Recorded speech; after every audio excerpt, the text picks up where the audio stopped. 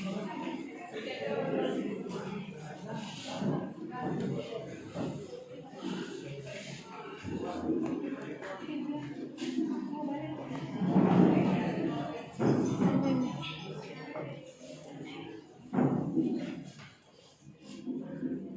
महाराज परिवार आयोजित राज्यस्तरीय वक्तृत्व स्पर्धेचा हा पारितोषिक वितरण सोहळा या ठिकाणी सुरू होतोय।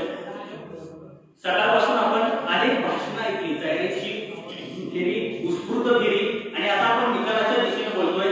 अबे शेख नावाच्या कवीच्या काही ओळी आठवल्या। उद्देश पावलांचा जाणे पुढेच जाणे, हे ध्येय काय आहे थांबायची बहाणे। आपल्या आयुष्यामध्ये पुढं चालत राहणं, जिथपर्यंत दिसत आहे तिथपर्यंत चालत राहणं, तिथं गेलं की पुढची वाट दिसू लागते असं म्हटलं जातं।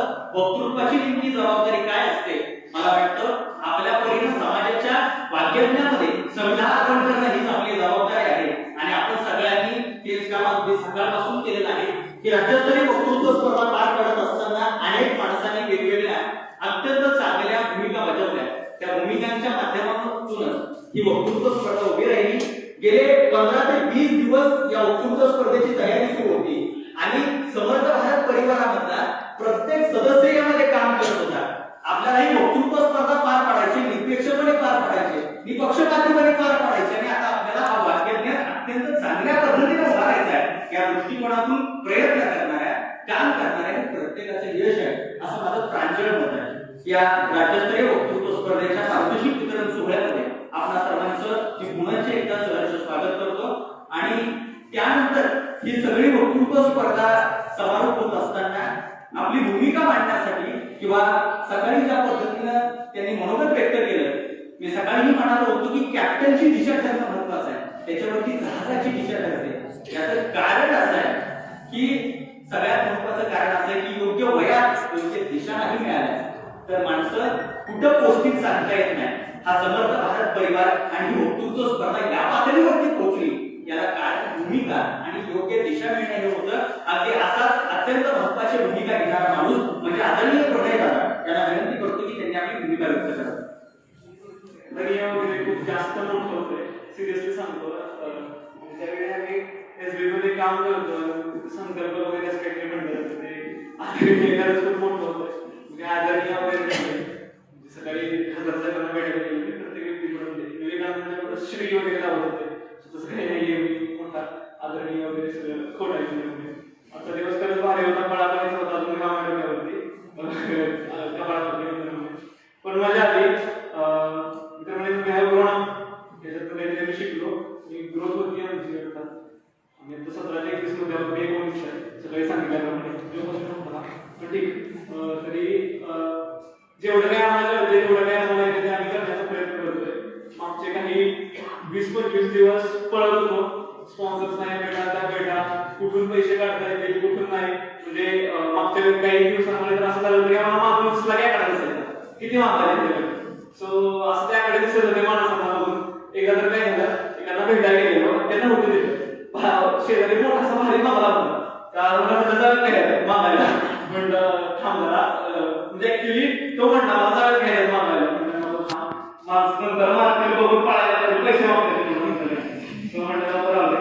सो हे असं आहे 12 तारखेला म्हणजे 12 तारखेला आम्ही टाउन हॉल या ठिकाणी अभयजी भंडारे यांच्या व्याख्यानाचा कार्यक्रम ठेवतोय, त्याला माननीय खासदार श्रीनिवास पाटील साहेब पण येणार आहे, त्यानंतर वेगवेगळे ग्रुप कॅप्टन पण येणार आहे। आता त्याचं ऑफिशियल निमंत्रण आता देऊन ठेवतो सगळ्यांना। माझी खंत आहे की स्पर्धेच्या उद्घाटनाला खूप भरलेले होते जवळजवळ नंबर नाही सगळ्यात महत्त्वाचं दुसऱ्यासाठी काय वाजवणं ते जमलं पाहिजे अर्थात मला असं वाटतंय, कारण मी या काही गोष्टींमधून शिकतोय आणि ते शिकताना असं वाटतं की देणं लय भारी असतं, म्हणजे मजा येते द्यायला काहीतरी दुसऱ्यांना, कारण अल्टिमेटली एकच मिळतं म्हणजे समाधान।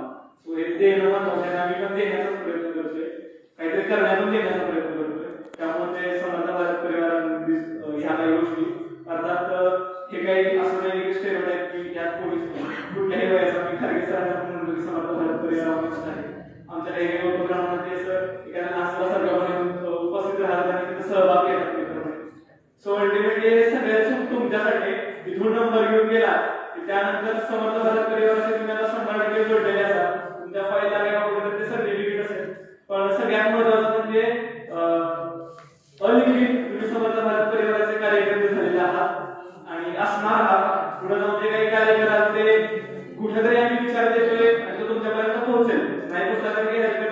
फ्रीडम न या भावनेवर काम करतोय. हे माझं नाहीये, हे कोणाच तरी कोणतरी करून घेतो. सो या भावनेने काम करतोय, नाही पोहोचला तरी काही हरकत नाही, पण पोहोचवण्याचा प्रयत्न करतोय. एखादा तरी विवेकानंद एक मला दादा म्हणलं, विवेकानंद म्हणलं की 100 हात द्या, सॉरी 100 डोके द्या, 200 हात सगळा भारत बदलून टाकतो. तेवढेच फक्त 100 डोके आणि 200 हात घडवण्याचा नाही म्हणणार, म्हणजे खूप मोठा आहे. देण्याचा किंवा आमच्यातून काहीतरी प्रकट करण्याचा प्रयत्न करतो. घेतलेलं आतापर्यंत शिक्षण विवेकानंदांचं वाक्य की education is a manifestation of character. आपल्या चारित्र्याचं प्रकटीकरण हे खरं शिक्षण असतं. मग ते आम्ही आतापर्यंत शिकलो, पण चारित्र्याचं काही कुठं प्रकटीकरण झालेलं नाही असं मला वाटतं. कारण आम्ही मार्ग नाही लागलो अल्टिमेटली, कुठेतरी मार्ग इकडे तिकडे पालकांमध्ये प्रतिष्ठेला कुठेतरी गोष्टी जोडत गेलो.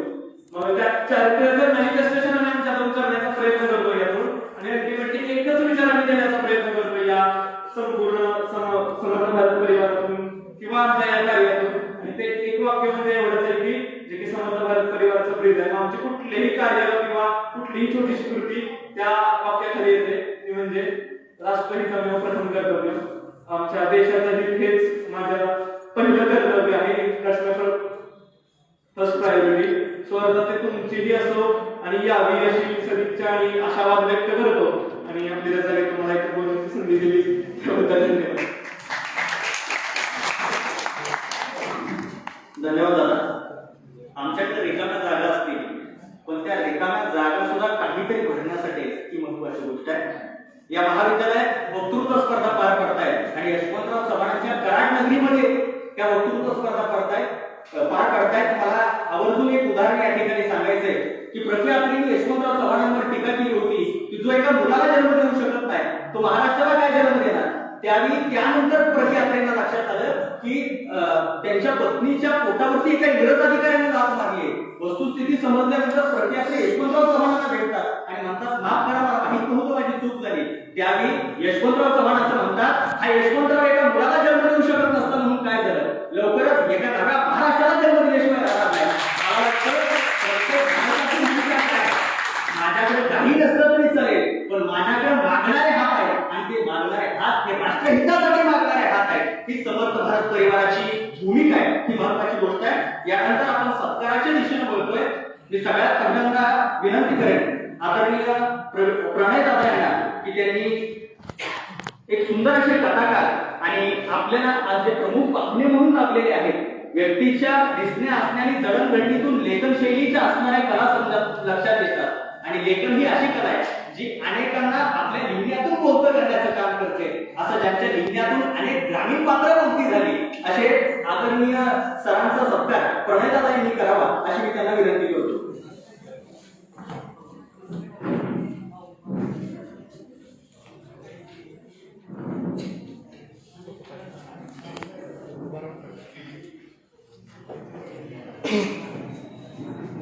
लेखणी ही तलवार आहे आणि ही तलवार, ही शस्त्र कशासाठी वापरायची हे आपण ठरवायचं असतं. लेखणीच्या माध्यमातून काय होऊ शकतं, एक लिहिणारा माणूस बोलणाऱ्यांच्या विचारपीठावर एक मार्गदर्शक ठरू शकतो. ही महत्वाची गोष्ट आहे.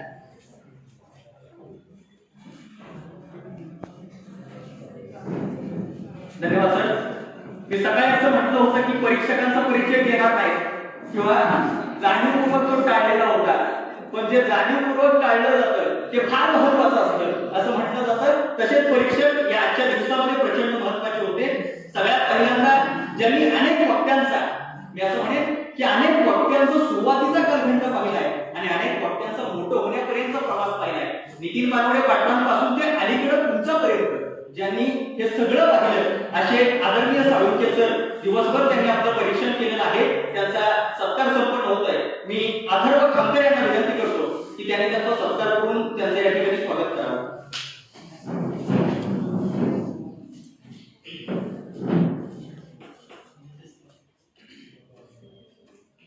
ऐकण्याचा त्रास नसतो, सहन करणं काय असतं हे यांच्याकडे. मला सांगायला आवडेल की प्रत्येक वर्षी वक्तृत्वाची पंढरी समजल्या जाणाऱ्या रयत या राज्यस्तरीय वक्तृत्व स्पर्धेचा संयोजन गेले 300 वर्ष नित्यनियमितपणे आहे. आणि फक्त वरिष्ठ महाविद्यालय नाही तर कनिष्ठ महाविद्यालयात सुद्धा ते त्या ठिकाणी संयोजक म्हणून असतात. त्याचबरोबर महाराष्ट्रातले नामवंत ख्यातनाम कीर्तनकार, संत साहित्याचे चांगले अभ्यासक आणि जी टॉकिंगचं त्यांचं कीर्तन झालं, जी टॉकिंगच्या माध्यमातून घराघरापर्यंत पोहोचलं. म्हणजे असं म्हटलं जातं की स्क्रीनचा प्रकाश डोळ्यांवरती पडतो, पण स्क्रीनच्या माध्यमातून त्यांचा विचारांचा प्रकाश माणसाच्या मस्तकापर्यंत पोहोचणार असे सांगलीच्या मातीचे उत्तम कीर्तनकार आदरणीय खडगेंचा सत्कार या ठिकाणी अशी मी त्यांना विनंती करतो.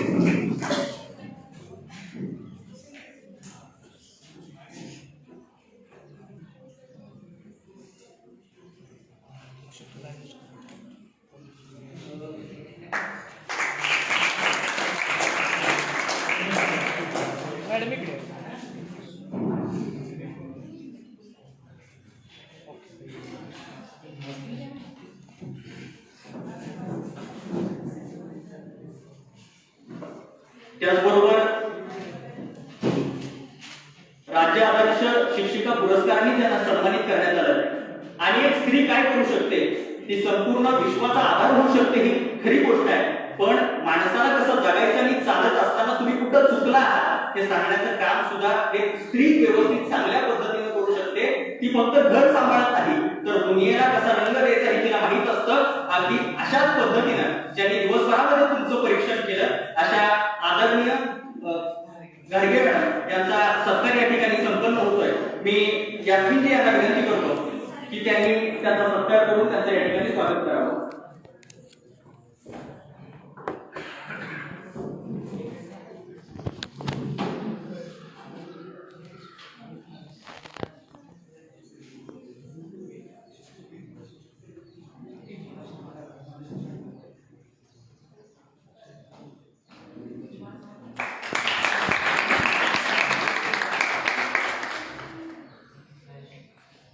या कार्यक्रमाचं फार मोठं वैशिष्ट्य आहे. तुम्हाला दोन बाजू दिसतील, एक त्या साईडची आणि एक या साईडची. मला सांगायला आवडेल की इकडं पीक आहे आणि तिकडं बीजारोपण करणारे शिक्षक आहेत. आदरणीय डाकी मॅडम आहेत या ठिकाणी. मी या व्यतिरिक्त काय बोलू की एकाच कार्यक्रमामध्ये त्यांचा विद्यार्थी त्यांच्या सोबत एका स्टेजला असतो, हे एका शिक्षकाचं खूप मोठं यश असतं. मी यश असं म्हणतो ते यशवंत हायस्कूलला शिक्षिका होत्या. मी मानसी जाधव यांना विनंती करतो की त्यांनी त्यांचा सत्कार करून त्यांचं या ठिकाणी स्वागत करावं.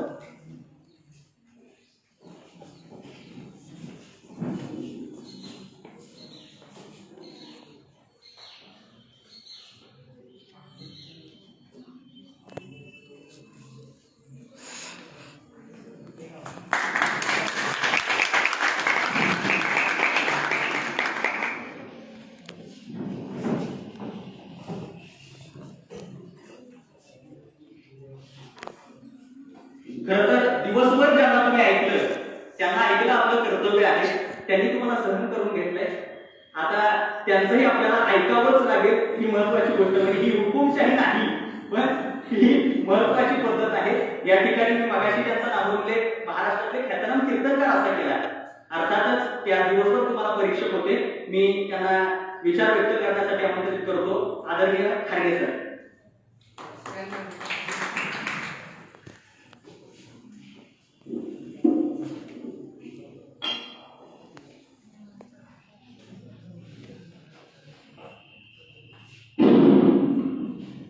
नको जाऊस जगाला तुझ्या डोळ्यात पाणी, नको जाऊस जगाला तुझ्या डोळ्यात पाणी, नाही गाता इतिहास कधी दुबळ्याची गाणी.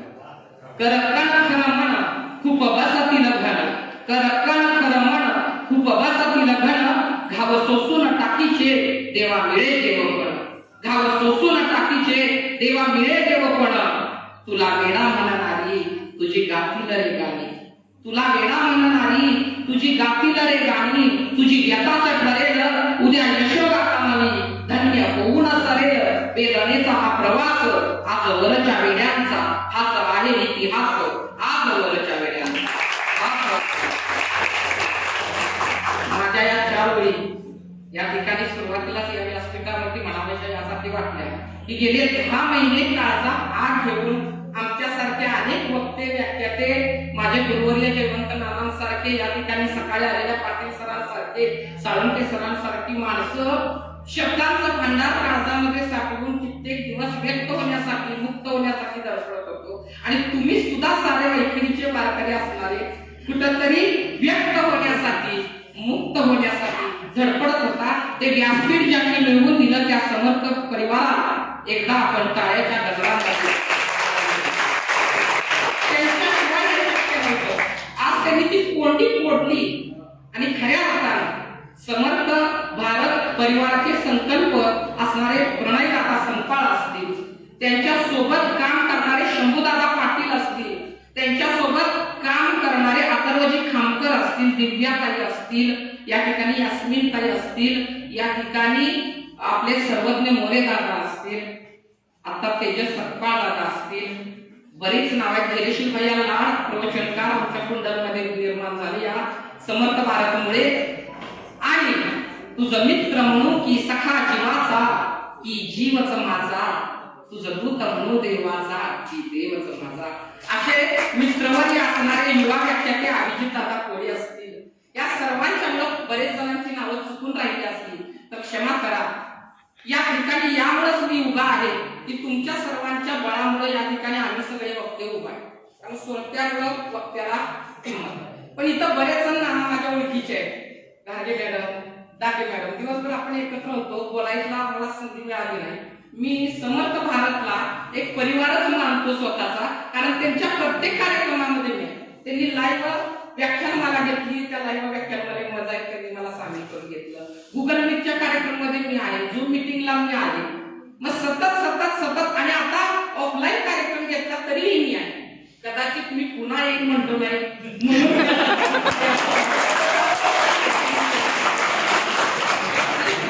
दैवनानांच्या भाषेमध्ये आताही तुम्ही स्पर्धकांची वेळ अशी आहे की बायको डिलिव्हरीची वेळ झालेली असावी आणि ती दवाखान्यात ऍडमिट असावी आणि आता काय होणार डॉक्टर कधी बाहेर येणार सांगणार, मुलगा झाला मुलगी झाली.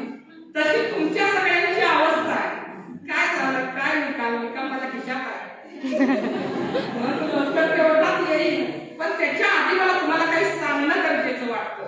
या ठिकाणी मी उभा आहे एवढ्यासाठी की आज जे विषय इथं होते, ज्यांनी ते विषय सुचवले असतील त्यांना पहिल्यांदा सलाम करावा. विषय कॉपी करण्यासारखा नव्हता. नाही सोशल मीडिया आभासी दुनिया बघेल तो तोच विषय घेणार, एकसारखी कॉपी करणार, बोलणार. या विषय एवढे सुंदर निवडले की ते कुणालाच कॉपी करता आले नाही. म्हणून नव्या विषयाला घेऊन प्रत्येक जणी तो उभा राहिला आणि आपलं चिंतन जगाला आपल्याकडनं मांडलं. आणि मला वाटतं हेच सगळ्यात महत्वाचं. कोण जिंकलं कोण हरला हा नंतरचा भाग आहे किंवा कुणाचा विजय झाला. बऱ्याचदा परीक्षकाचा असा अवघड होऊन जातो की ज्याचा नंबर येत नाही त्याला वाटतं आम्हाला नाकारलं, ज्यांना नंबर दिला त्यांना स्वीकारलं. पण नाकारणारे स्वीकारणारे आम्ही नव्हे. आम्ही फक्त निरीक्षणातून परीक्षण करणार आणि त्या वेळच्या प्रसंगाच्या वरून तुमच्या गुणांचं दान तुमच्या पदरामध्ये टाकणार. एवढी माफकच असणारी आमची काय आहे भूमिका आहे. कारण माझी विनंती या ठिकाणी सगळ्यांना, मी जाईल तिथं म्हणतो, आणि सगळ्यात अवघड काम परीक्षकाचं असतं की त्याला कौतुकी सहन करावं लागतं, शिव्याही सहन करायला लागतं. कारण त्याचा नंबर येत नाही पण निश्चितपणानं पहिले 5 जण स्तुती करत राहतात, राहिलेले शिव्या देत जातात. ही वस्तुस्थिती आहे. या 4 भिंतीच्या आत आपण बसलोय ते एवढ्यासाठी की आपण सगळे शब्दांचे काय आहोत, वारकरी आहोत, वैखरीच्या वारकरी आहोत. इथून जाताना फक्त प्रेमच घेऊन जा, द्वेष घेऊन जाऊ नका, एवढी विनंती तुमच्या चरणाला करतो. आणि जाता जाता एक गोष्ट सांगून या ठिकाणी मी थांबतो की मगाशी एका खूप सुंदर यांनी सांगितलं, या सगळ्यांसाठी मला ते सांगणं गरजेचं आहे. आमच्या अथर्व दादा, सर्वज्ञ दादा, प्रणय दादा, या सगळ्यांसाठी की सुंदर अनंत राऊत यांचे 4 ओळी आहेत बघा. मगाशी एकाने इथं उत्स्फूर्त मध्ये सरती कविता सांगितली. अनंत राऊत सरांची माफी मागून या सर्वांसाठी मला त्या ओळी सांगाव्याशा वाटतात. दुःख अडवायला उंबऱ्यासारखा, दुःख अडवायला उंबऱ्यासारखा, मित्र वनव्यामध्ये गारव्यासारखा, मित्र वनव्यामध्ये गारव्यासारखा, वाट चुकणार नाही जीवनभर तुझी, वाट चुकणार नाही जीवनभर तुझी, वाट चुकणार नाही जीवनभर तुझी, एक तू मित्र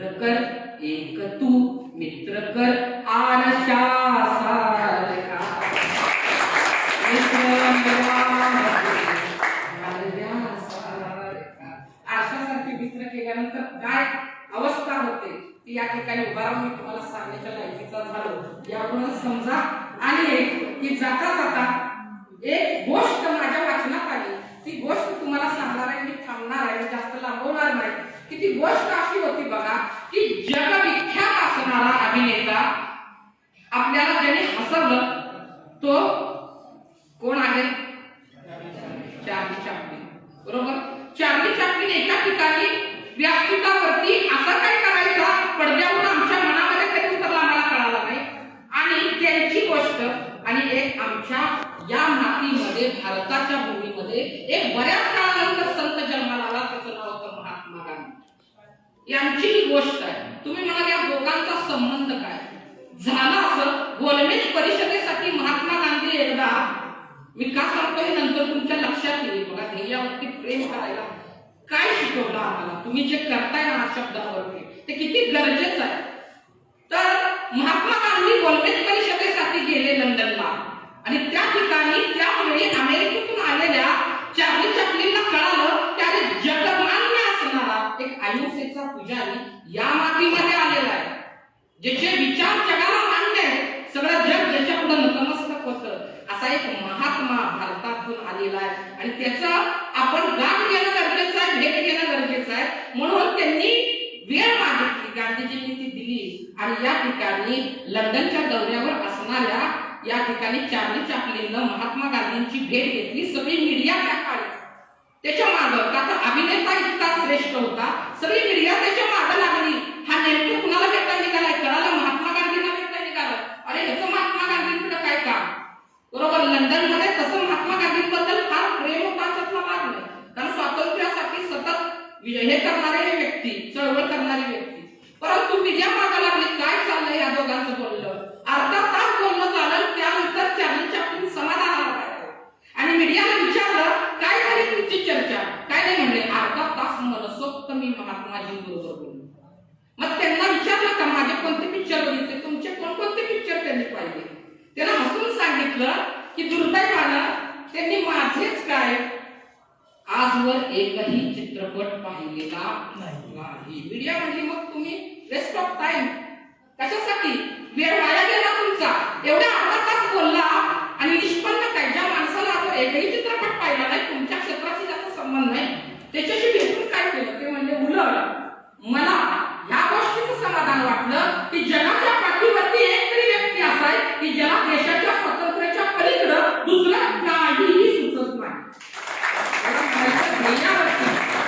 त्या माणसाने सांगितलं जोवर माझ्या देशातला माणूस गुलामीतून मुक्त होत नाही, मनोरंजनाची साधनं बाळगण्याचा मला अधिकार नाही. आपण सुद्धा आपल्या आयुष्यामध्ये त्याच पद्धतीनं त्याच चिकाटीनं ध्येयावरती प्रेम करत जगूया एवढी विनंती तुमच्या चरणी करतो. समर्थ भारतला या ठिकाणी लाख लाख शुभेच्छा देतो आणि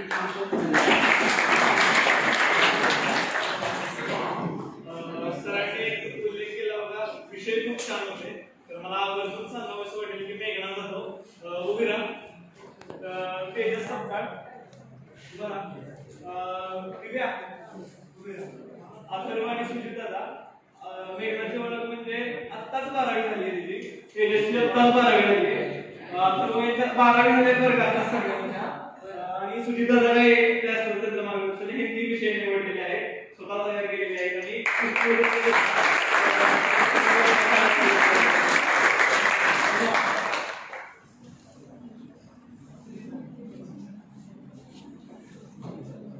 धन्यवाद. हॅलो, धन्यवाद. कालपासून या वक्तृत्व स्पर्धेला ज्यांनी प्रचंड मदत केली, म्हणजे पडद्यावरचे कलाकार प्रचंड महत्वाचे असतातच, पण पडद्याच्या पाठीमागचे कलाकार अत्यंत महत्वाचे असतात. ते म्हणजे या महाविद्यालयाचे कर्मचारी आदरणीय पोदार मामा, त्यांचा सुद्धा सत्कार घेणं आम्हाला खरं तर महत्वाचं वाटतं. मी आजच्या कार्यक्रमाचे प्रमुख पाहुणे आदरणीय गावटे सर यांना विनंती करतो की त्यांनी त्यांचा संस्कार करावा.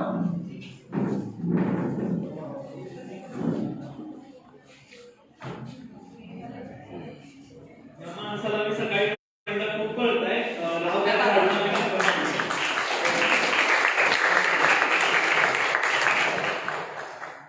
नंतर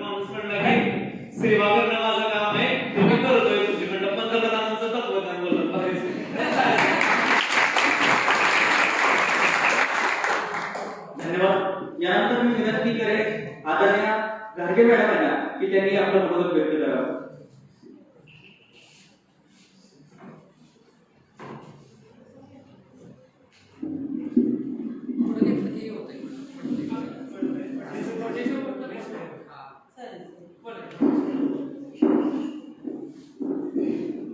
आज समर्थ भारत परिवार यांच्या वतीनं ज्या वक्तृत्व स्पर्धांचं आयोजन केलं गेले त्या कार्यक्रमाच्या सांगतेकडे आपण वळतोय. कार्यक्रमाचं बक्षीस वितरण सोहळा जो आहे तो आता संपन्न होतोय. त्या कार्यक्रमासाठी व्यासपीठावर उपस्थित असणारे सर्वच मान्यवर, स्पर्धेमध्ये भाग घेतलेले सर्व स्पर्धक बंधू आणि भगिनी, आणि खरं तर मला आता त्यांच्याबद्दल बोलायचं आहे ते म्हणजे समर्थ भारत परिवारातील सगळे सदस्य. शेक्सपियरने असं म्हटलंय, व्हॉट्स इन नेम, नावात काय आहे. पण नावात खूप काही आहे. ज्या परिवाराच्या नावामध्येच एक समर्थ शब्द आहे तो परिवार नक्कीच मोठ्या सामर्थ्यानिशी आपल्या उज्ज्वल भारताकडे आपली वाटचाल ही नक्कीच करेल आणि आव्हानांचं जे इंद्रधनुष्य शिवधनुष्य ते आपल्या समर्थ खांद्यावरती नक्की पेलेल अशा अपेक्षा त्यांच्या समर्थ परिवार या नावातूनच व्यक्त होते.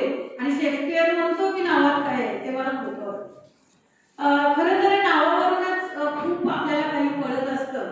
1-2 मिनिटात मी एक गोष्ट सांगते की एक शेतकरी आणि त्याची बायको, 2 मुलं असतात त्यांना, आणि ही दोघं जण ठरवतात की आपण पंढरीच्या वारीला जायचं. अर्थात यावर्षी वारी झाली नाही, ती गेल्या वर्षीची गोष्ट सांगते. आणि मग त्यांना 2 मुलं होती. मुलाचं नाव होतं विकास आणि मुलीचं नाव होतं योजना. आणि मग ते दोघे शेतकरी आणि त्याची बायको वारीला जायचं ठरवतात आणि आपल्या मुलांना जवळ बोलावून म्हणतात की आम्ही दोघं असं वारीला चाललोय, जवळजवळ महिना लागेल. योजना मोठी असते, विकास छोटा असतो. आणि मग योजनेला सांगतात ते आई वडील की हे बघ तू मोठी आहेस आणि तू विकासकडे लक्ष ठेव, त्याला खाऊ पिऊ चांगलं घाल, दोघं एकमेकांची छान काळजी घ्या, आम्ही महिन्याभरात परत येतो. आणि ही जातात वारीला. वारीवरून परत येतात. योजना स्वतः छान खात असते परंतु विकासकडे तिचं फार लक्ष नसतं. आणि मग शेतकरी आणि त्याची बायको जेव्हा येते तेव्हा त्यांना चित्र असं दिसतं की योजना खूप मोठी झालेली असते आणि विकास मात्र तसाच राहिलेला असतो. आपल्या प्रशासनाच्या बाबतीमध्ये सुद्धा हेच घडताना आपल्याला दिसतं. योजना खूप मोठ्या असतात आणि विकास छोटाच असतो. तिथं मला शेक्सपियरचं म्हणणं कळतं की व्हॉट्स इन नेम, नावात काय आहे. परंतु समर्थ भारत परिवाराच्या बाबतीमध्ये नक्की नावामध्ये खूप काही आहे. त्या सगळ्यांना माझ्या शुभेच्छा आहेत. खरं तर आज तरुणाईबद्दल फार चांगलं बोललं जातं.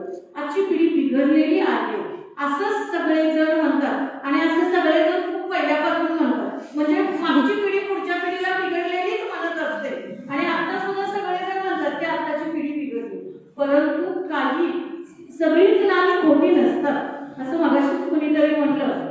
तसं काही आशादायी चित्र मला तुमच्या माध्यमातून दिसते की आजकाल मजा करणारी, धाब्यावर जाणारी किंवा आणखी कुठं देव पार्ट्या वगैरे असल्या भानगडीत सापडणारी तरुण पिढी एकीकडे आणि तुमच्यासारखं काहीतरी करून दाखवण्याची धडपड करणारी समर्थ परिवारातली ही सगळी पोरं एकीकडे खरोखर काहीतरी चांगले दिवस या भारताला येतील आणि अब्दुल कलामांच्या स्वप्नातला महासत्ता असणारा भारत खरोखर साकारेल अशा अपेक्षा वाटते. तुम्हा सगळ्यांना माझ्या खूप खूप शुभेच्छा. खरं तर परीक्षकांबद्दल सरांनी बोललेलेच आहे, आम्ही तुम्हाला मार्क्स दिलेले आहेत आणि तुमच्याबद्दल आम्हाला काय वाटतं हे निकालातून तुम्हाला कळणारच आहे. परंतु 2 मिनिटं मला तुमच्यासाठी खास करून बोलायचं होतं आणि म्हणून तुम्ही हे सिद्ध करून दाखवले की पिढी बिघडलेली नाही, उलट वाचनासारखी चळवळ जोपासण्याचं काम तुम्ही करताय. कारण वक्तृत्व स्पर्धा आयोजित करणं फार मोठी गोष्ट आहे. कारण आजकाल मुलं वाचत नाहीत म्हणून बोलत नाहीत. व्यक्त होत आहेत ती कधीही व्यक्त होतात, कुठेही व्यक्त होतात. म्हणजे व्हॉट्सअपवर व्यक्त होतात, फेसबुकवर व्यक्त होतात. परंतु असं स्टेजवरती येऊन बोलण्यासाठी लागणारं वाचन करणं हे त्यांच्याकडे नाही. ही गरज ओळखून तुम्ही त्यांना छान विषय दिले, खूप सुंदर विषय दिले. आमची सकाळी चर्चा झाली आणि त्यांना बोलतं गेलं. तुम्ही असं वेगळं असंच काहीतरी करत राहा आणि समर्थ भारत परिवार हा एक दिवस इतका मोठा हो की खऱ्या अर्थानं तुमच्यासारख्या सगळ्या तरुणांना एक सामर्थ्य, आत्मविश्वास, जिद्द आणि धडपडण्याची चिकाटी देण्याचं काम या परिवारातला सदस्य करेल. आणि अगदी रोपटा असणारा हा समर्थ भारत परिवार, सकाळी सरांनी खूप छान सूत्रसंचालनामध्ये सांगितलं की आमचा परिवार आता इतका मोठा झालाय की असे छान कार्यक्रम करतात. म्हणजे युलाचा वेणू लागलेला दारी, त्या तयाचा वेणू गेला गगनावरी. खरोखर त्याचा वटवृक्ष होऊ दे आणि समर्थ भारत परिवाराच्या वटवृक्षाच्या छायेखाली वाट चुकलेली नव्हे तर वाट चुकूच नये म्हणून सगळी तरुणाई त्यांच्या सावलीखाली येऊ दे, त्यांची प्रेरणा घेऊ दे अशा शुभेच्छा देते. आणि मी जरी वयस्कर असले तरी समर्थ भारत परिवाराचे सदस्य आहेच असं समजते. तुम्ही जेव्हा हात द्याल तेव्हा धावून नक्की येईल एवढे आश्वासन देऊन थांबते.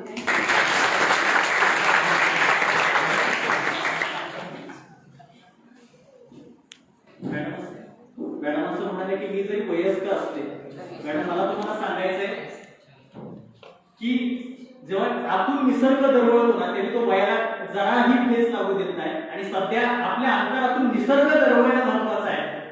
ज्यावेळी अंतरातून निसर्ग दरवळतो त्यावेळी संसर्ग आपल्या आयुष्यामध्ये येत नाही, ही महत्वाची गोष्ट आहे. यानंतर मी विनंती करेन आदरणीय साळुंखे सर यांना की त्यांनी आपलं मनोगत व्यक्त करावं.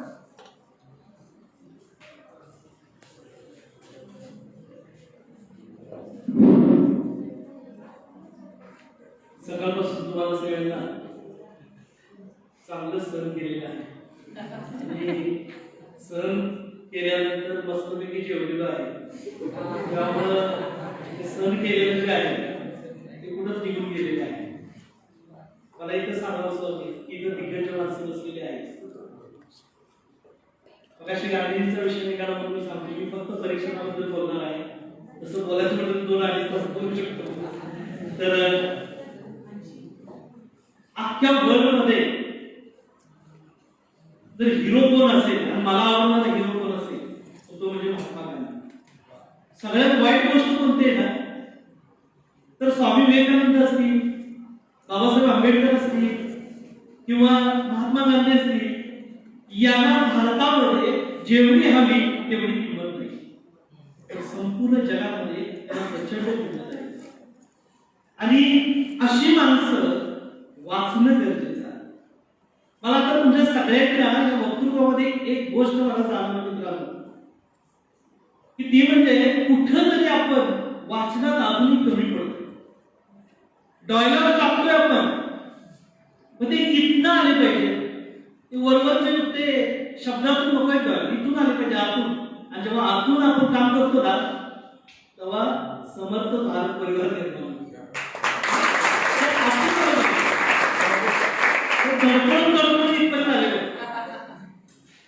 मी मला आठवते यशवंत स्कूलला मी व्याख्यान द्यायला गेलो होतो. मला पहिल्यांदा फोन कुणाचा आला असेल तर याचा अख्ख्या शाळेतनं मुलाखत घेतली याची कराडमध्ये सरांनी, बरोबर ना. तर माझं नाव घेतलं होतं ते मला सातारमध्ये कळालं. म्हणजे शब्द किती महत्वाचे हे इथून आले ना की जबरदस्त त्याच्यामध्ये शक्ती निर्माण होते. वरवर चित्र आले ना की मग ते स्पर्धेपुरते होतं. मग ते कुठंतरी टेकअप जिंकायचा कुठं ते कपाट ठेवायचा आणि मरेपर्यंत ती एकटाच दाखवायचं की मी जिंकला होता. 2020 ला त्याचं वय झाले 2070 पर्यंत आसपास गेले. हे मी काय सांगतोय खूप महत्वाची गोष्ट आहे मित्रांनो, ते इथून आलं पाहिजे. आता मी तुम्हाला माझं 2-4 वाक्य इथून बोललं ना आता नेमकी इतकी सवय झाली की पुढे काय बोलणार आहे लगेच कळतं. ती काय चीज आहे लगेच कळतं. मी अजूनही सांगतो का माझे शब्द मी काय ज्योतिषी वगैरे नव्हे, त्याच्यावर मला बिलकुलच विश्वास नाही. त्या हाताच्या रेषावर बिलकुलच विश्वास नाही. कारण या हाताच्या रेषा ज्या आहेत त्या आईच्या पोटातून आलेली. आपण असं असतो आईच्या पोटावर त्या रेषा घ्या, त्या काय याच्यावर भविष्य ठरत नाही. तुमचं भविष्य ठरतं याच्यावर तुमचं भविष्य, तुमच्या शब्दांवर ठरतं तुमचं भविष्य. आता जे जे बोलले ना त्याला जगात कुठेही टाका ते उभे राहणारच. ही ताकद आहे त्यांच्यामध्ये. आता जे आहे मी सांगतो तुम्हाला की तो पाठीमागे बसलेला ना लाल चौकात घातलेला वर्धरा हा उत्कृष्ट संत कथाकथनकार होणार आहे. उत्कृष्ट तुझा कथाकथनकडे लक्ष दे, उत्कृष्ट कथाकथनकार होणार आहे.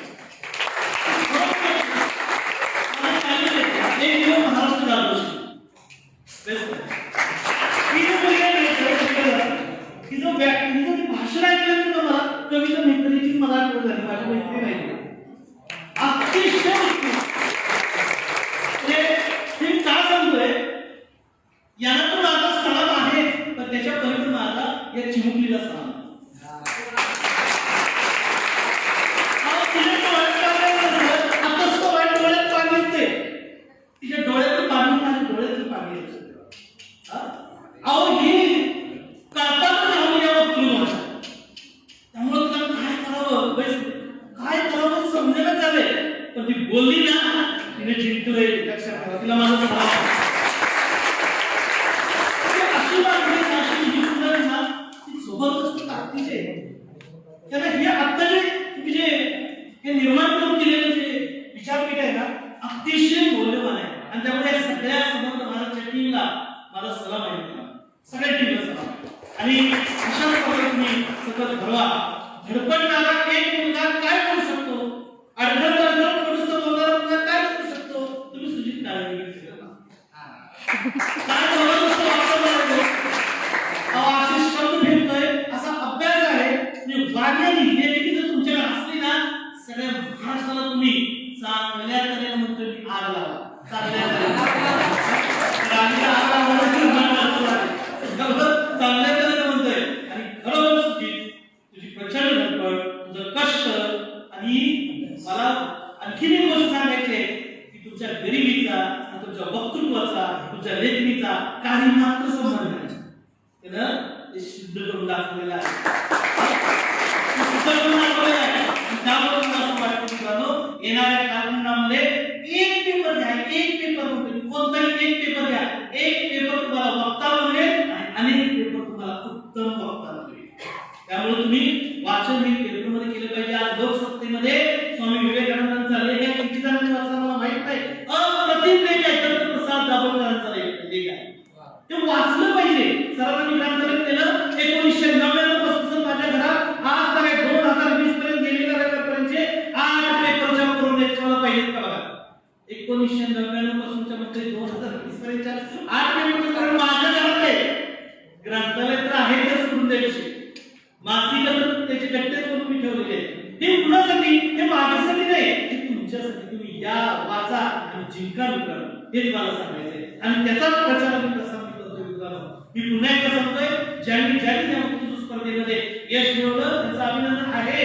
पण ज्यांनी त्या स्टेजवरती या विचारपीठावरती येऊन आपला स्पर्श केला पावलांचा, त्यांना सुद्धा माझा सलाम आहे. त्यांचे सुद्धा अभिनंदन आहे आणि त्यांना शुभेच्छा आहेत. मित्रांनो, उभे राहा, जिंका. थोडा मंत्र या ठिकाणी देतो, थांबतो. जय हिंद, जय महाराष्ट्र.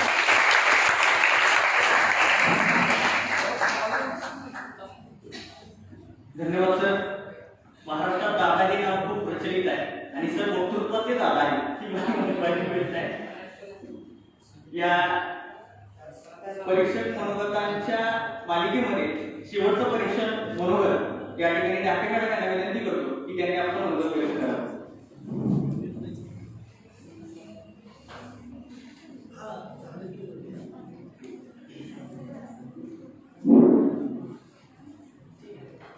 समर्थ भारत परिवार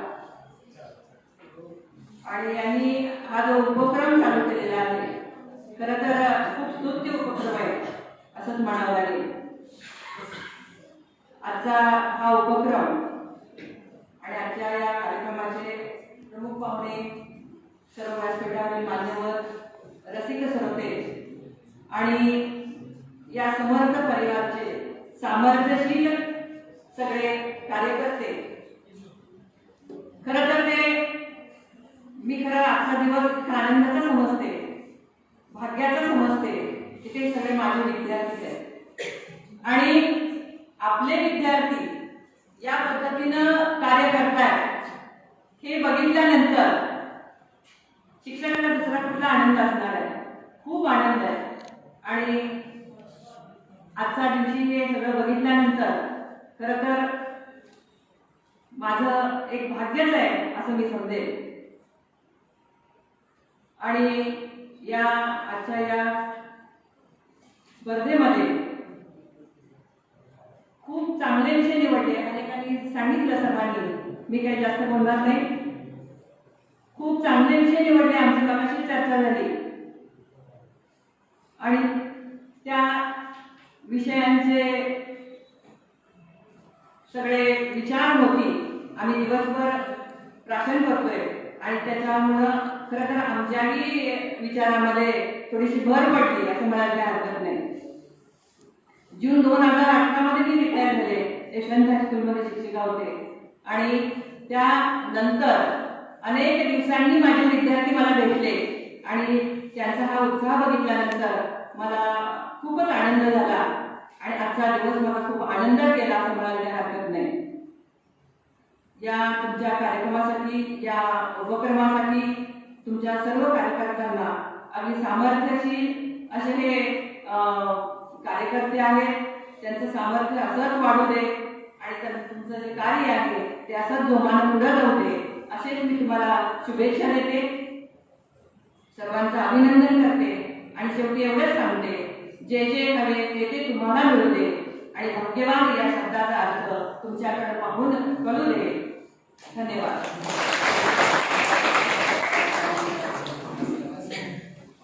धन्यवाद मॅडम. इथं उपस्थित असणारे अनेक विद्यार्थी मॅडमनी घडवलेले आहेत. आजच्या वक्तृत्व स्पर्धेमध्ये एक विषय होता, मला घराघरात जिजाऊ दिसतात. अनंत राऊतांच्या ओळी आठवल्या, कागदाच्या आभाळाला कधी पाऊस पडत नसतो रे मित्रांनो, कागदाच्या आभाळाला कधी पाऊस पडत नसतो रे मित्रांनो, आणि संस्कार झाल्याशिवाय शोभा घडत नसतो रे मित्रांनो.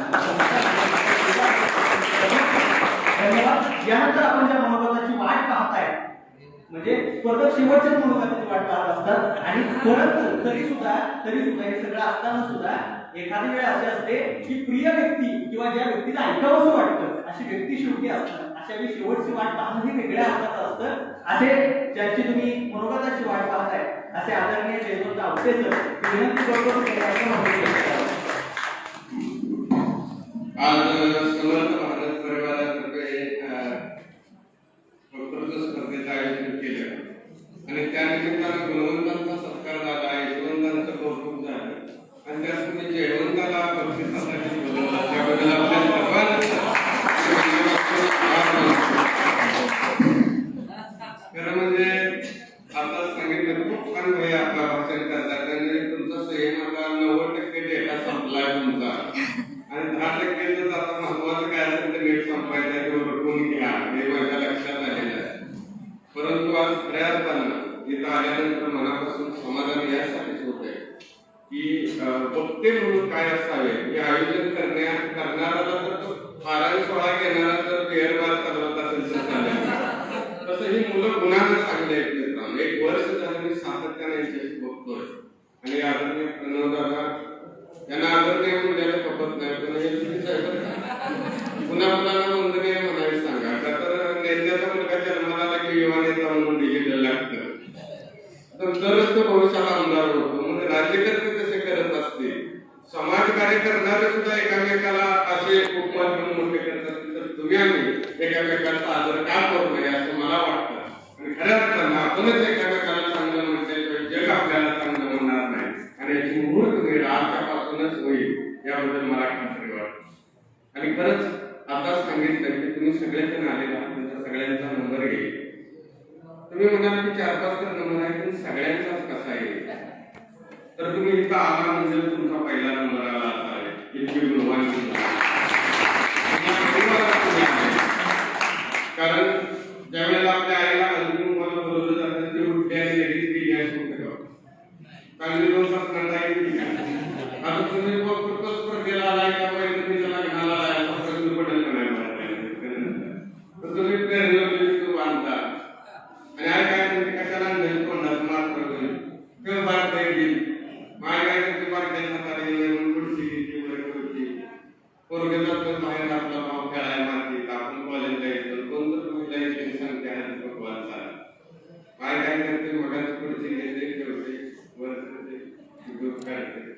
आता तिला काय माहिती आल्यावर कशी लावते ते आपल्या हापूस आंबागळावर शिकवेल आणि हे ते बसर मोला ते बसर मोला असं सगळं लावून सकाळच्या भांड्यावर आणल्या हातावर तर सगळं तोंडाला लावून काही काही दिसते मी काहीतरी दिसते असा अंदाज घेऊन तिच्याच गावावर आपल्याला असते त्याच कौतुक असतं का आपल्या आई नसलेल्या त्या बुजबुजते आली ना टी म्हणून आणि जवळ आल्यानंतर असली साडी घेतली पाण्याने खराब होत. आता पाण्याने खराब व्हायला ती काही साडी दिसून तिकडे जाणार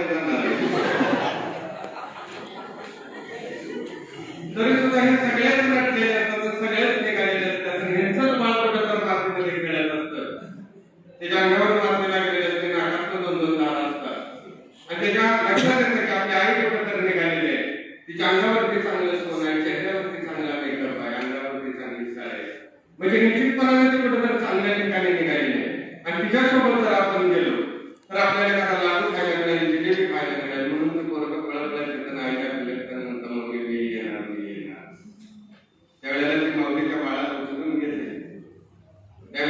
त्याला त्यांच्या अंगावरच्या सोन्याचं, अंगावरच्या साडीचं, 5,000च्या, 10,000च्या, 2,000च्या, 100च्या, 200च्या साडीचं, शालीचं, पैठणीचं भान नसतं राहिलं. तिला फक्त एवढंच माहिती असतं आपल्या काळजाच्या तुकड्याला घेऊन आपण 4 बायकात जाणार आहोत. त्याला कोणी देखणं म्हणून त्याला करिअर भेटला नाही तरी चालेल, त्याला चांगला म्हणून कोणी 2 पापे घेतले नाही तरी चालेल, पण किमान तो घाणेर आहे असं कोणी म्हणून झिडकाव नाही. म्हणून ती मावली आपला हात बोला करते, त्याच्या तोंडावर करत, आपल्या साडीने शालीने पैठणीने त्याच्या बाळाच्या तोंडावर करत. आपल्या बाळाला कोणी नालायक आहे, घाणेर आहे म्हणून झिडकाव नाही. अगदी त्याच पद्धतीने भविष्यामध्ये तुम्ही कोणी वाया गेला आहे असं म्हणू नये, म्हणून तुमच्यावरती विचाराचा हात फिरवण्याचे काम सोडून म्हणून मला सातत्याने हे सांगा वाटतं की म्हणून आजच्यापासूनच तुम्ही खऱ्या अर्थाने समजून जा. कारण परीक्षक म्हणून कोणीतरी जवळ सुटून आणलेले नाही. इतके छान सर होते ग्रंथालय घरात चीट ऑफिसला जाऊन आलेले खरगे सर. त्या दोन्ही मॅडम इतक्या चांगल्या पद्धतीने बोलतायत. आणि आता सरांनी सांगितलं की व्याख्यानानं काय होऊ शकतं, व्याख्यानानं काय होऊ शकतं. 20-25 वर्ष 25व्या वर्षाला एखाद्या मुलाला गाडी घेतली असं काय म्हणतो, अरे पप्पा चांगले तुला गाडी घेऊन दे. व्याख्यानाच्या बळावर सर 18 आज व्याख्यानाच्या गाडीवर नाव टाकून माझ्या माहितीचं माहिती आहे की या गावापासून बाजूगावापर्यंत सगळे व्याख्यान त्यांनी पार केलेले तेवढ्या कमी समस्त महाराष्ट्रात हा मुलगा त्यांनी शिंदाळा प्रवचनात काम होतात. म्हणजे हे घडतंय आणि इथूनच घडणार आहे. आपल्याला व्यवसायिक वक्ता व्हायचा तर समाज आपल्याला प्रबोधनकार म्हणून पुढे घेणार. आपल्याला आपल्या वाणीच्या बळावरती, आपल्या बुद्धीच्या बळावरती समाजाला टिकवायचं आणि ते निश्चितपणे तुम्हाला चांगल्या पद्धतीने होईल. आणि हीच लाख शुभेच्छा देत असताना तुम्हाला एक शेवटची गोष्ट सांगायला वाटते. एका माणसाला स्वप्न पडलं आणि स्वप्नामध्ये तो समुद्राच्या किनारी गेला आणि त्याला बघितलं तर वाळूमध्ये पावलाच्या ठसे उमटले होते. इतक्यात परमेश्वर तिथं आला आणि त्या परमेश्वराने त्याच्या कांद्यावरती हात ठेवला आणि त्याला मागवून विचारलं, परमेश्वरा ती वाळूमध्ये पावलाच्या ठसे उमटले ते कोणाचे आहे? त्यावेळेला परमेश्वर म्हणाला, बाळ आयुष्यभर तुझी जीवन वाट चालत आलास त्या पावलाचे ठसे आहे. त्या माणसानं पुन्हा एकदा त्या पावलांच्याकडे निरखून पाहिलं तर काही ठिकाणी एकाच माणसाच्या पावलाचे ठसे होते. त्या माणसाला पुन्हा परमेश्वराला विचारलं की काही ठिकाणी एकाच माणसाच्या पावलाचे ठसे ते कसे काय? त्यावेळेला परमेश्वर म्हणाला, बाळ ज्या ज्या वेळेला तुझ्या आयुष्यात दुःख आहे, ज्या ज्या वेळेला तुझ्या आयुष्यात संकट आहे, ज्या ज्या वेळेला जवळची माणसं तुला निघली, तू संपावास म्हणून ती लढत राहिली, पडत राहिली, जळत राहिली, जगावरती मला असा प्रश्न तुझ्या बरोबर लढत राहिली, त्या त्या वेळेला एकाच माणसाच्या पावलाचे ठसे. तो माणूस सगळीच झाला आणि पालावलेल्या डोळ्याने त्याने परमेश्वराला विचारलं की परमेश्वर म्हणजे अशा कठीण प्रसंगात तू सुद्धा माझी साथ सोडून गेलास. त्यावेळेला परमेश्वर म्हणाला, नाही बा, ज्या ज्या वेळेला तुझ्या आयुष्यात दुःख आहे, ज्या ज्या वेळेला तुझ्या आयुष्यात संकट आहे, ज्या ज्या वेळेला जवळची माणसं तुला निघली, तू संपावास म्हणून ते लढत राहिली, पडत राहिली, जळत राहिली, जगावरती मला असा प्रश्न तुझ्या पुढे उभा करत राहिली, त्या त्या वेळेला मी तुला उचलून घेतला होता एका माणसाच्या पावलाचे ठसे ते मानले.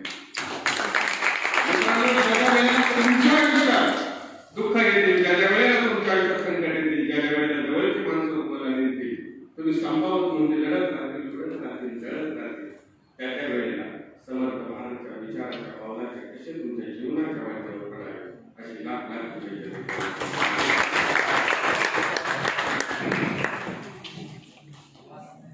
धन्यवाद सर. आम्ही वाटचाल करतोय, आमच्या पावलांचे ठसे उमटत आहेत आणि वाटचाल तेव्हाच यशस्वी होते जेव्हा पावलांचे ठसे हे पुढच्या पिढ्यांसाठी दिशा ठरतात. आमची पावलांचे ठसे पुढच्या पिढ्यांसाठी दिशा ठरतील याचा आम्हाला ठाम विश्वास आहे. यानंतर तुम्ही ज्या गोष्टीची आतुरतेने वाट पाहताय तो निकालाचा कार्यक्रम आपण एका कार्यक्रमानंतर घेणार आहोत. त्याआधी विजेत्याला एक मानाचा खलिता देण्यात येणार आहे. तो मानाचा खलिता वाचण्यासाठी मी विनंती करतो समर्थ भारत परिवाराचा सुमसुमीत कार्यकर्ता आज सर्व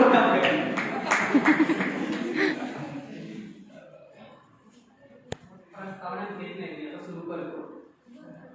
सामर्थ्य 2021 हा मानाचा खलिता आपल्या विजयी सामर्थ्यशाली भावना प्रदान करताना आम्हा साकारलेला होता. फक्त स्पर्धा जिंकतो तो विजेता नसतोच म्हणून विजेता तो असतो जो मन जिंकतो. आज या विचारपीठाला आपलं वाक्पुष्प अर्पण करताना आपल्या वाणीने आपण उपस्थित साऱ्यांचीच मनं जिंकून घेतली. वाग्यज्ञ शब्दाला खरा अर्थ देणाऱ्या तुमच्या वक्तृत्व शैलीला, वाणीला आणि याचा ऊर्जा स्रोत असणाऱ्या तुमच्या वैचारिक उंचीला सर्वप्रथम समर्थ भारत परिवाराकडून मानाचा. समर्थ भारत हा नव्या भारताच्या साकारासाठी झटणाऱ्या, नव्या उमेदीच्या आणि स्वतःच क्रांतीची एक धगधगती मशाल असणाऱ्या तरुणांचा परिवार. सामर्थ्य 2021 ही स्पर्धा म्हणजे या कुटुंबाच्या मस्तकावरचा रत्नजडीत ताज. आपल्या रूपानं या राजमुकुटावर जडलेला पहिला धगधगता हिरा पाहून आम्हाला मनस्वी आनंद होत आहे. भारत मातेला आहे त्याहून अधिक समृद्ध करणं हे समर्थ भारत परिवाराचं स्वप्न. याही कामी आपला हातभार लागतो. तुमची दुर्गम्य जिद्द, अलौकिक कौशल्य, बुद्धिमत्ता, पवित्रता आणि आपल्याकडील सर्वोत्तम ते सारं काही देशाचं समृद्ध ते कामी यावं. तुमच्यातल्या माणूसपणाचा बगर अधिकाधिक दरवळत राहावा ही सदिच्छा. आपल्या आजच्या सामर्थ्य 2021च्या विजयाच्या प्रतीक असा हा मानाचा विजयी कविता आपल्या सन्मानपूर्वक प्रदान करण्यात येत आहे. समर्थ भारत परिवार.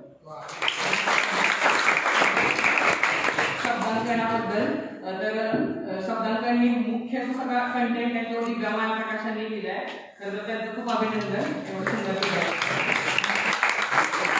अजून एक विशेष उल्लेख म्हणजे हा कविता हाताने तयार केलाय आणि हे तयार करण्याचं काम केलंय हिमांशू उभारा. तर हिमांशू आपल्याने तयार केला. आता करू शकत नाही कारण त्याच्यावर नावाचा उल्लेख असेल पण हा खाली जातो. आता प्रदान केल्यावरच बघा तुम्ही विजय काय आणि हो सॉरी तर ह्याच्यावर जे सुलेखन केले ते उत्कर्षताई म्हणजे उत्कर्षा गुरु यांचं सुलेखन आहे याच्यावर. त्याबद्दल त्यांनी सुद्धा खरंच खूप आभार.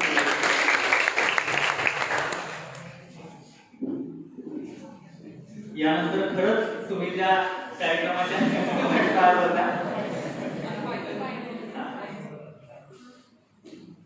दिवसभर वाटतं आता फायनल झाली मग अनेकांना निकालाची उत्सुकता असते पण बऱ्याच माणसांना कळत नाही सर. आता निवडणुका सुरू आहेत आणि निकालापेक्षा खेळीच जास्त मजा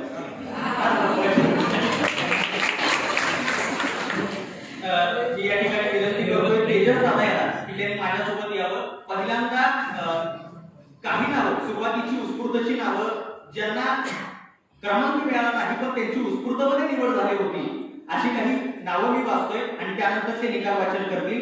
तेजस दादा या ठिकाणी तुम्ही यावं अशी विनंती. निकाल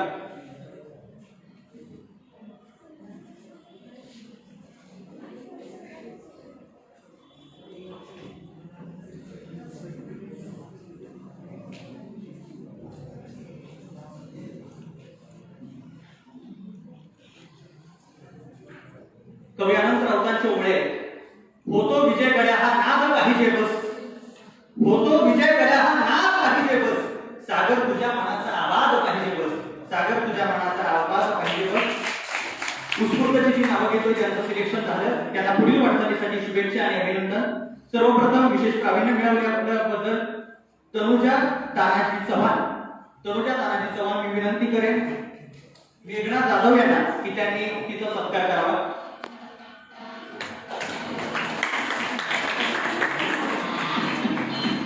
त्यानंतर गायकवाड ईश्वरी मारुती गायकवाड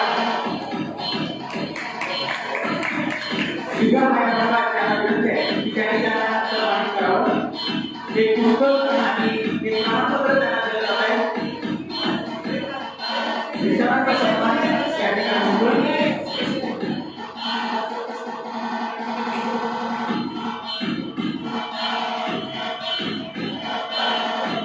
त्यानंतर विशेष प्रावीण्याचं प्रमाणपत्र दिलं जात आहे. आरेकर विशाखा परीक्षा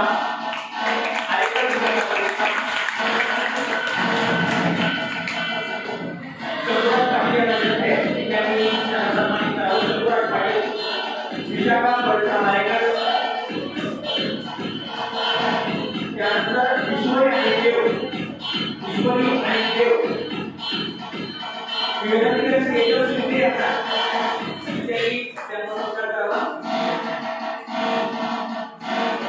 त्याबरोबर जगतात विकण्याकडे दुसरी संपूर्ण पाठी आहे म्हणजे आमच्याकडे दोन पाठी आहे कोणत्या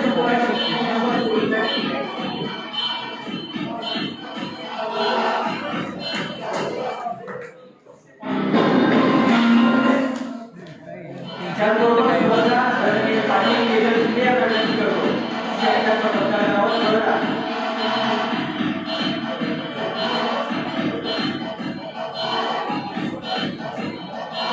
वैभव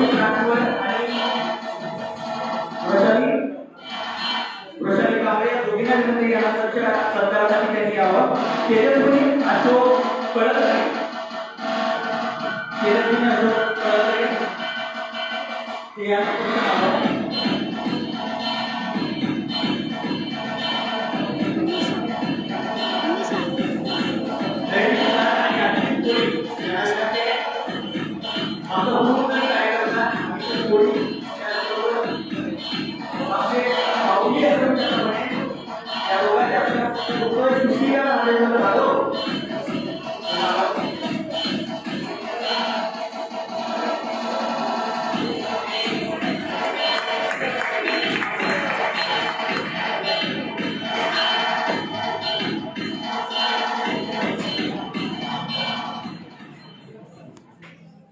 निकाल वाचनाचा कार्यक्रम संपलेला आहे आता आपण केला तरी चालेल असं निकाल म्हणेलच त्याआधी मी विनंती करेन तेजस दादाला की त्यांनी निकाल वाचनाचा हा कार्यक्रम करावा आणि दिवसभर मला सहन केलं त्याबद्दल तुम्हाला सगळ्यांचे आभार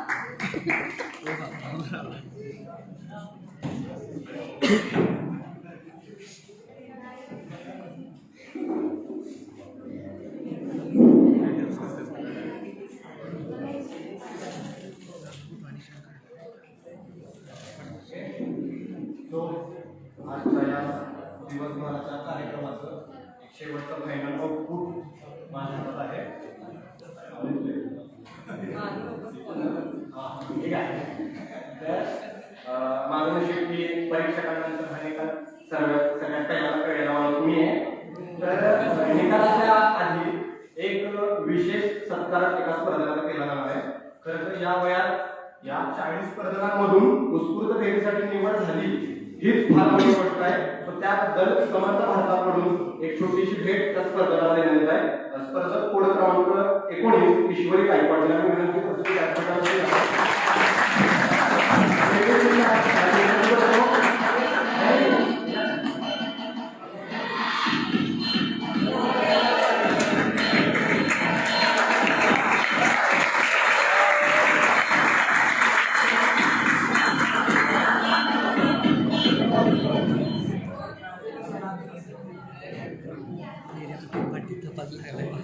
ओके आता जायला मी निकाल वाचण्याच्या अगोदर हा निकाल ज्यांच्याकडून मिळाला त्यांचा आभार मानणं सर्वप्रथम गरजेचं म्हणतो सो आजच्या या स्पर्धेचं प्रथम पारितोषिक माणुसकी फाउंडेशन कुंडल यांच्याकडून द्वितीय माननीय बाजीराव पाटील सर यांच्याकडून तृतीय पारितोषिक माननीय साबरी मिया मुल्ला यांच्याकडून आणि उत्तेजनार्थ दोन्ही पारितोषिक माननीय निखिलदादा शिंदे यांच्याकडून ओके सो आता फायनल निकाल या स्पर्धेचा उत्तेजनार्थ द्वितीय क्रमांकाचा मानकरी आहे कोड क्रमांक 38 यादव प्रशांत सुनील दत्त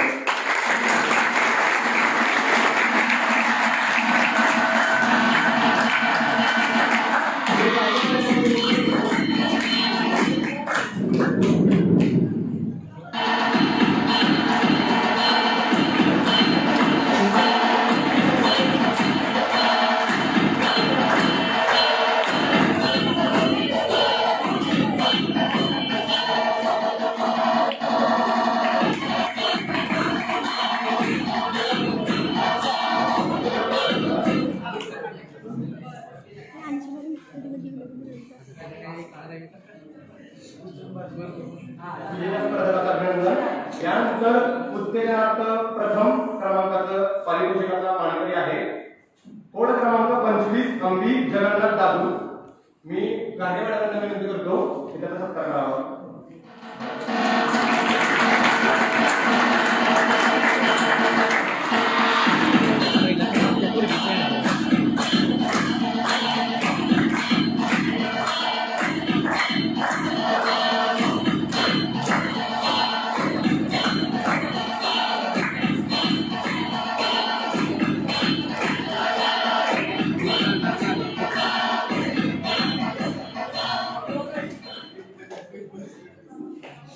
विजेत्याचं अभिनंदन. यानंतर तृतीय क्रमांकाचा मानकरी आहे कोड क्रमांक 36 इटके अक्षय मारुती.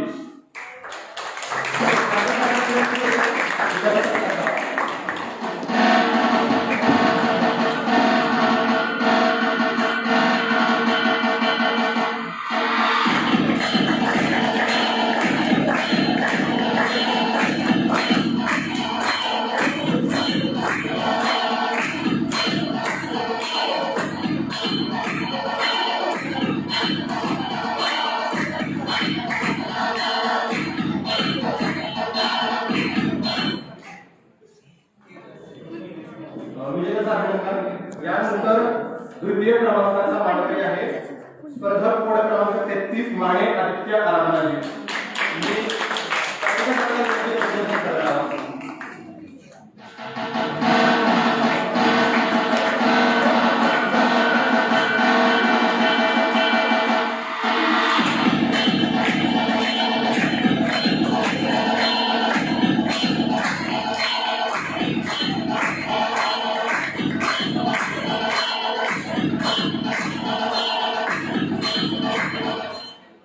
विजेत्याचं अभिनंदन.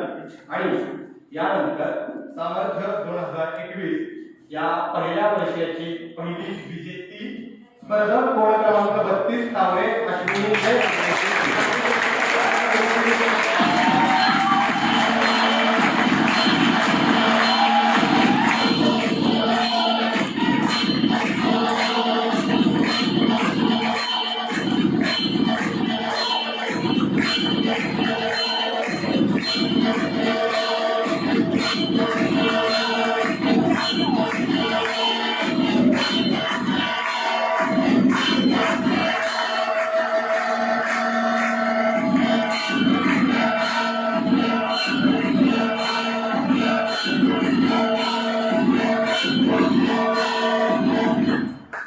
विजेत्यांचं अभिनंदन.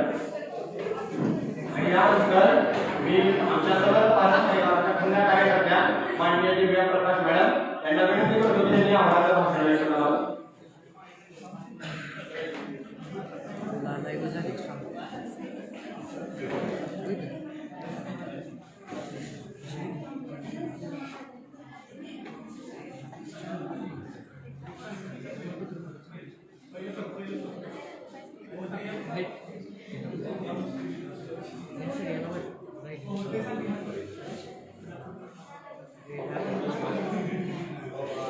यावर्षीच्या विजेतीला एक अत्यंत सुंदर सूचना की आमच्या नियमानुसार ही एका वर्षाच्या विजेत्याला पुढच्या सामर्थ्य 2022 मध्ये सहभाग घेता येणार नाही.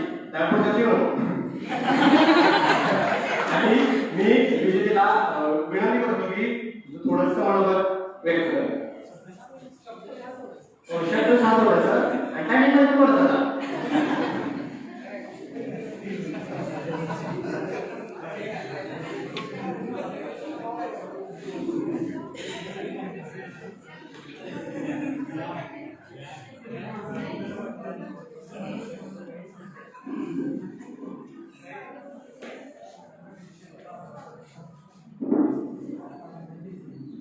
उपस्थित सर्वांना मनपूर्वक नमस्कार.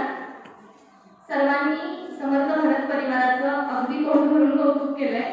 मी त्यांच्या सगळ्यांसारखंच अगदी मनापासून समर्थ भारत परिवाराचं खूप खूप कौतुक करते. सगळ्यात मोठं धन्यवाद माझ्या मित्राला सुजितला देईल की त्याच्यामुळे मला ही स्पर्धा कळाली आणि मला इथपर्यंत येता आलं, जेणेकरून या सगळ्या परिवाराबद्दल कळालं. आणि सगळ्यात महत्त्वाचं आता मनामध्ये इतकी उत्कंठा आहे की मलाही या परिवाराला जॉईन व्हायचंय. म्हणून सोबतच एक छोटीशी रिक्वेस्ट आहे की यानंतर जेव्हा ही स्पर्धा इथून पुढे होईल, म्हणजे माझी इच्छा आहे की मी यानंतर संयोजनामध्ये असेलच, पण जेव्हा ही स्पर्धा यानंतर होईल तेव्हा आपण सगळे मिळून स्पर्धकांच्या किमान नाश्त्याची तरी व्यवस्था करूया. कारण स्पर्धक दुरून आलेले असतात आणि जेवणाची अपेक्षा नाही तर संध्याकाळपर्यंत स्पर्धकांना थांबायचं असतं. त्यामुळे नक्कीच तेवढी एक अपेक्षा आपण सगळे मिळून यानंतर पूर्ण करू. बाकी सगळ्यांना अगदी मनापासून धन्यवाद. आणि इथून पुढची जी स्पर्धा होईल त्यासाठी तुम्ही सगळे उपस्थित राहणारच आहात, पण पुढे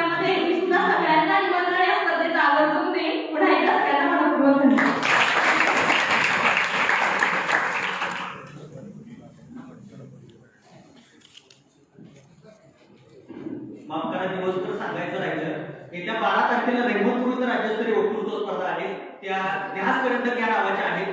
16 तारखेला वेळापैकी नावं सांगतो आणि तारखा सांगतो. जर कुणाला माहिती हवी असेल तर माझ्याशी संपर्क करू शकता किंवा समर्थ भारत परिवारच्या ग्रुपला मी टाकेल, तिथून घ्या.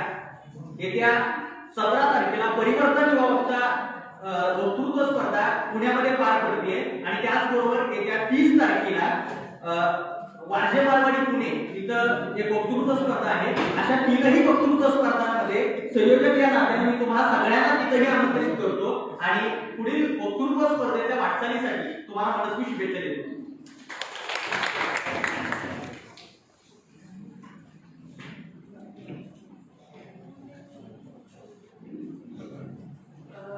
आशा आहे तुम्ही सगळ्यांना